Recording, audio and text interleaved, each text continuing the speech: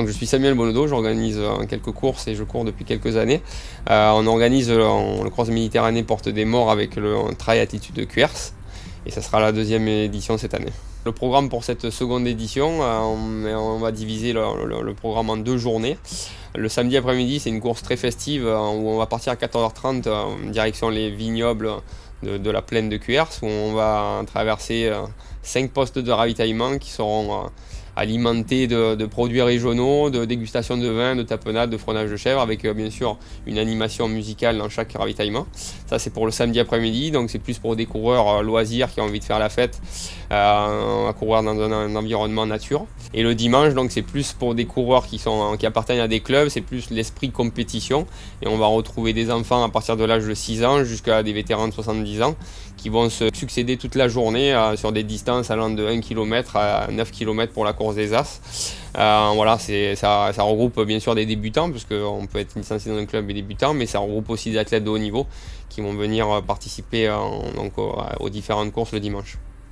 Donc nous avons la volonté depuis le départ de cette organisation, c'est d'organiser une course quand même qui devienne majeure assez rapidement dans le quart sud-est de la France. Donc pour cela, c'est juste la deuxième édition et on est déjà avec des plateaux de chaque départ avec des athlètes de haut niveau. Donc, dès les catégories minimes, on a les meilleurs coureurs du quart sud-est, donc cadet, mais avec beaucoup de champions de France cadet junior. Et bien sûr la course des As qui va regrouper des athlètes internationaux avec la participation d'athlètes rwandais, kenyans, burundais, marocains. On va avoir vraiment des belles bagarres tout le long de la journée. Le parcours de la ronde des vignobles est très roulant, c'est vraiment un parcours quasiment plat. On sillonne les champs de vignes, on traverse les domaines, vous allez voir, vous allez traverser 5 ou 6 domaines, c'est super joli, sans grosse difficulté. La difficulté c'est de ne pas trop boire au ravitaillement parce que sinon le parcours risque d'être un peu plus long que prévu. Voilà, ça fait 11 km et le départ sera donc samedi à 14h30. Et par rapport au parcours du dimanche, là on a modifié par rapport à ce qui était là l'année dernière à l'organisation. Le départ et l'arrivée sont au domaine de la Tour Sainte-Anne, avec un départ arrivé quasiment à proximité. Il y a 150 mètres entre le point de départ et le point d'arrivée. Donc ça rapproche un peu, ça simplifie l'organisation. Et le parcours est assez roulant. On va rajouter quelques bottes de paille pour faire des obstacles et 1 ou 2 buts pour faire des changements de rythme et des changements de direction. Mais en gros, le parcours est assez roulant. Je pense que la difficulté qu'il peut avoir, il sera un peu gras. Mais voilà, il n'y a pas de grande difficulté sur le parcours du dimanche non plus. Concernant le temps, a priori, on a jusqu'au jeudi, vendredi, on a un temps plutôt pluvieux et qui vont bien nous arroser le terrain, donc je pense qu'il va falloir participer aux courses avec des pointes, ça serait bien. Après, a priori, à partir de vendredi, samedi, dimanche, il ne fera pas chaud, mais il ne devrait pas avoir de pluie. Donc pour nous, c'est des bonnes conditions pour faire du cross, un terrain assez gras, je pense, mais assez roulant, donc il n'y a pas de grosses difficultés. Ça sera peut-être plus la boue qui sera la difficulté, mais la température et apparemment il n'y aura pas de pluie ce dimanche, donc tout est réuni pour faire une belle journée de cross. Pour vous rendre sur les sites de course, donc pour le samedi, pour la ronde des vignobles, si vous venez de l'autoroute, il faut sortir à la sortie de Cuers, donc Cuers Nord, sortie numéro 10. Après vous allez direction Pierrefeu et vous allez voir des fléchages dès la sortie de l'autoroute jusqu'au domaine, de la Gordonne, départ arrivé à la Gordonne pour le samedi. Si vous arrivez de Cuers, de centre-ville, vous prenez direction Pierrefeu, vous allez trouver sur le balisage aussi.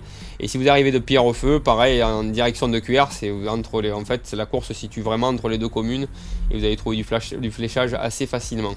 Par rapport à dimanche, là on déménage l'organisation, on est sur le domaine à côté, donc c'est le domaine de la Tour Sainte-Anne.